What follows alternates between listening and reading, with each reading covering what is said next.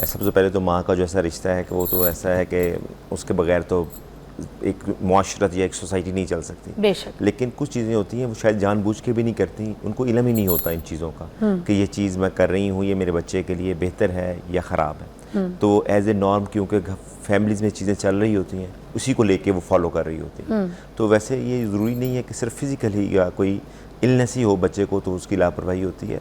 Basically ये emotional neglect होता है, फ़िज़िकल निगलेक्ट होता है, और आपकी जो बच्चों की बीमारियों के लिए या बच्चे जो सेहतमंद नहीं होते उनकी वजह से उनको निगलेक्ट होता है।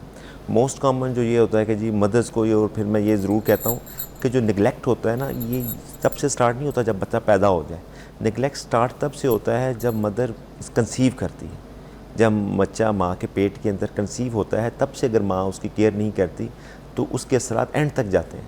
जैसे कि क्या कहते हैं ना कि हेल्दी माँ हेल्दी बच्चे को जन्म देती है, ठीक है। तो उसमें हम ये कहते हैं कि जी अपनी डाइट अच्छी रखें, अपनी क्या कहें खुराक को बेहतर करें, मतवाज़न ग़िज़ा लें। कुछ माएँ वो आजकल जो ट्रेंड है वैसे तो आज बहुत ज़्यादा चेंज हो गया है, फ़ास्ट फूड लेना शुरू कर देती हैं, और लोगों का ये कंसेप्ट है कि जी कि खुराक से कोई असर नहीं पड़ता। बेसिकली ये बात याद रखें कि जो माएँ अच्छी खुराक खाती हैं उनके बच्चे भी हेल्दी होते हैं, और उनको वो चीज़ें डेवलप होती हैं लेटर एज में बच्चों को कि जो माएँ ले रही होती हैं वो बच्चों को टेस्ट डेवलप होता है वो खाती हैं, ठीक है। इसकी मिसाल में इसी तरह उसमें एक एपिजेनेटिक्स का बहुत रोल है कि जैसे हमारे अंदर भी गुड जीन्स हैं, बैड जीन्स हैं, ठीक है। तो इसी तरह जब अगर आप बच्चे के बैड जीन्स को ऑन कर देंगी तो वो उनकी बैड चीज़ें इम्प्रूव होना शुरू हो जाएंगी, उनकी शो होना शुरू हो जाएंगी। और अगर आप उसकी गुड जीन्स को ऑन करेंगी तो उसका मतलब ये होगा कि आपके बच्चे की ग्रोथ अच्छी होगी, उसकी डेवलपमेंट अच्छी होगी। इसकी मिसाल ऐसे ही है कि जैसे गर्मी है तो उसके लिए अगर आपके पास एसी है तो आप एसी का बटन ऑन करेंगी तो एसी होगा, अगर नहीं है तो पंखा ऑन करेंगी तो पंखा ऑन होगा। तो इसीलिए एपिजेनेटिक्स इज दिस कि आपने बच्चे की ग्रोथ को बेहतर करने के लिए अपने गुड जीन्स को करना है। उसके लिए आप एक्सरसाइज करें जब बच्चा आप कंसीव करें, अच्छी डाइट ने जो कि नहीं लेती माँ, और उनकी अक्सर को ये होता है कि जी मैंने सी सेक्शन नहीं कराना, जो कि एक अच्छे नॉर्मल डिलीवरी नहीं होने देनी, सी सेक्शन करवाती हैं। इससे भी बच्चे की ग्रोथ में असर पड़ता है। और इसके अलावा जो होता है ना कि मोस्ट ऑफ द टाइम्स जो बच्चे क्योंकि जो बच्चे डिपेंडेंट होते हैं माँ पे, उन पे ज़्यादा निगलेक्ट होने का चांस होता है क्योंकि वो टोटली माँ पे डिपेंड होते हैं। तो उस वजह से बच्चे की ग्रोथ और उसकी डाइट पे बहुत ज़्यादा असर होता है।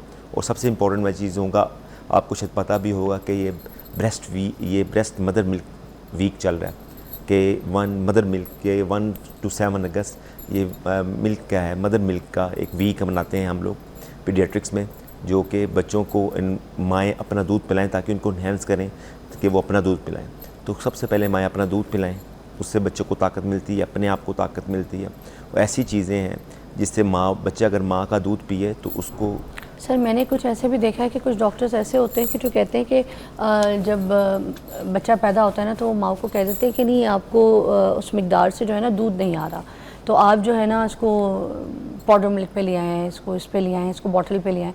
तो वो माँ को खुद ही कह देते हैं कि बच्चा जो रो रहा है उसको आपका दूध नहीं पहुँच रहा, आप पिलाने की कोशिश तो कर रही हैं मगर उसका पेट नहीं भर रहा, उसको पहुँच नहीं रहा, आप जो है ना डब्बे का दूध जो है ना शुरू कर दें।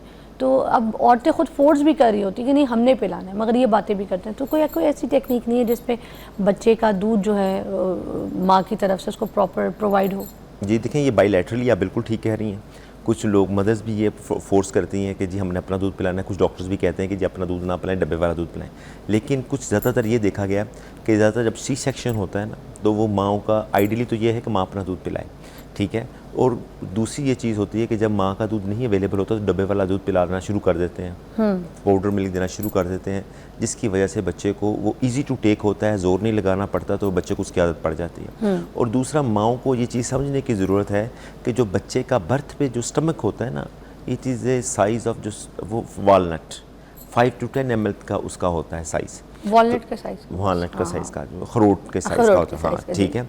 तो उसमें ये होता है कि फिर बच्चे का जो अगर वो 5 ml भी ले ले तो that's enough for the baby. अच्छा। और दूसरा ये होता है कि जब माँओं को ये बड़ा होता है कि जी मैंने जब वेट गेन कर लेती हैं ना प्रेगनेंसी के दौरान, तो आपकी जो सहेलियाँ होती हैं या जो घर में लोग होते हैं, जो ब्रदर सिस्टर्स होती हैं, वो ये रिकमेंड करती हैं कि तुम मोटी हो गई हो, अपनी डाइटिंग करो, अपना वज़न कम कर लो, अभी वज़न कम हो गया तो तुमने ना ठीक हो जाओगी, वरना मसला बन जाएगा तुम्हारे लिए।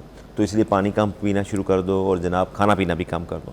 हत्ता कि इसके अगेंस्ट करना है, आपने पानी भी ज़्यादा पीना है और आपने खुराक भी ज़्यादा खानी है। हम लोगों को ये रिकमेंडेशंस हैं कि जब आप प्रेगनेंसी और प्रेगनेंसी के बाद आप बच्चे को फीड करवाएं तो 10 to 20% ज़्यादा कैलोरीज लें, ताकि आपकी ज़्यादा न्यूट्रिशन बने और आपका दूध ज़्यादा से ज़्यादा आए। बेशक। पास डॉक्टर शहराम साहब मौजूद है और हम उनसे पूछ रहे हैं कि कौन सी ऐसी हम मिस्टेक्स करते हैं जिसमें माएँ जो हैं वो लाइल्म होती है। बच्चों को डकार दिलाना कितना इंपॉर्टेंट है, जैसे हम दूध पिलाते हैं तो इज़ दैट वेरी इंपॉर्टेंट कि उनको बर्ब आए? देखें, ये ज़रूरी तो है, क्योंकि बेसिकली जब डकार का आने का मतलब ये होता है कि दूध हज़म हो गया। होता ये है कि जब माएँ दूध पिला रही होती हैं ना तो हल्की सी एयर बच्चे के अंदर चले जाती है, स्टमक के अंदर, जिसकी वजह से वो आपका जो वेल्व्स होते हैं ना, अल्लाह ताला ने एक वेल्व्स रखे हैं आम, जो कि इसोफेगस होती है, जो कि खुराक की नाली होती है, तो उसमें वो स्टक कर जाते हैं, जिसकी वजह से बच्चे को फसीनेस रोना शुरू कर देता है बच्चा।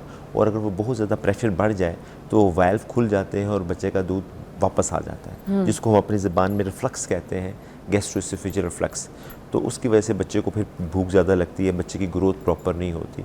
तो इसके लिए फिर हम मदर्स को कहते हैं कि जी आप थोड़ी देर के लिए बच्चे की पोजीशनिंग बनाएं, उसको सहलाएं ताकि वो हज़म हो जाए। जब दूध स्टमक से आगे क्रॉस कर जाता है तो फिर वो बच्चे को डाइजेशन तो होती है, प्रॉपर हो जाता है। जो बहुत ज़ोर ज़ोर से थपकी मारते हैं, ऐसे ऐसे ऐसे पुरानी माएँ मारती, तो इज़ दैट गुड? नहीं, दिस इज़ नॉट गुड। थपकी तो बड़ी ज़ोर की लगाते हैं हर वो कोई। बेसिकली तब लगाते हैं जब ना अगर बच्चा कोई एस्पिरेट कर ले, कोई खांसी करे, कोई चीज़ सांस की नाली के अंदर चले जाए, फिर आप ज़रूर लगाएं।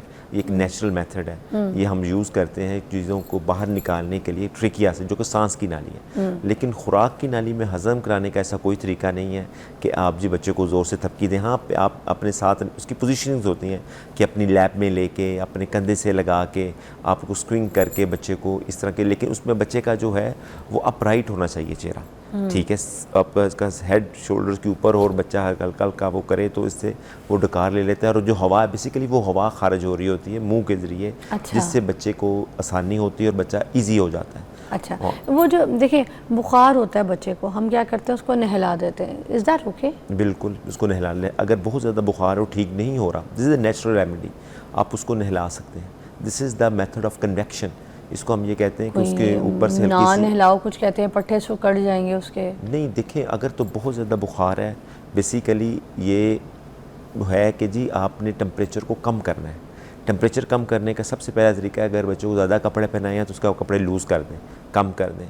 और उसके बाद भी अगर ना हो तो आप नहला सकते हैं। उससे ये होता है कि जब एक लेयर बन जाती है नहाने के बाद या पट्टियों करने के बाद, एक लेयर बनती है जो कि है उसकी वाटर की, तो जब उससे हवा गुजरती है ना तो हवा हीट अब्जॉर्ब कर लेती है, जिसकी वजह से बच्चे के टेम्परेचर डाउन हो जाता है और बच्चा कंफर्टेबल फील हो जाता है। उसमें ऐसा कोई नुकसान नहीं है, कोई मसला नहीं है। हाँ, अगर खुदा ना खास्ता कुछ बच्चों में ताकत की कमी की वजह से झटके लगने शुरू हो जाते हैं, झटके लगने की सूरत में आप अवॉइड करें कि सांस की नाली में ना चला जाए, लेकिन आप मेडिकेशन के साथ साथ उसको फ़ौरन नहला सकते हैं, इसमें ऐसा कोई मसला नहीं है। लेकिन अपने करीबी डॉक्टर को ज़रूर चेक कराएं ताकि किसी किस्म का मसला हो, टेम्परेचर हो, प्रॉपर मेडिकेशन दें, घरेलू टोटके ना करें, लेकिन फ़ौरी तौर पे आप नहला सकते हैं, इसमें ऐसा कोई मसला नहीं होता।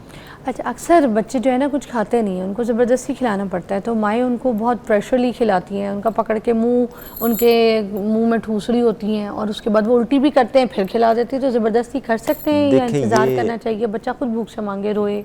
देखें, मैं तो इनको मदर्स को कहता हूँ कि जी जितने भी पुराने लोग हैं, सब लोग, मैं अपनी मिसाल भी देता हूँ, हमारी माओं ने हमें नहीं खिलाया इस तरह, ठीक है। मैं उनको कहता हूँ कि अब वो पीछे पीछे भागती रहती हैं, ये खा लो, ये खा लो। मैं उनको कहता हूँ कि बच्चे को एक सेंसेशन आने दें कि भूख क्या चीज़ है, ठीक है। उनके पीछे ना भागें, उनको 1-2 से 3 घंटे का गैप दें जिसमें उनको पता चले कि भूख क्या है, वो खुद आपसे मांगे, ठीक है। क्योंकि अगर आप उसको एक जो कि भूख की एक सेंसेशन है वो ही नहीं पता चलने देंगे तो उसको कैसे पता चलेगा। और उससे बच्चे की जो होती है डाइट पैटर्न, उसका स्टेटस ख़राब हो जाता है बच्चे का। तो उसके लिए आपने बिल्कुल पीछे बच्चे के नहीं भागना। और ख़ास करके दूसरी चीज़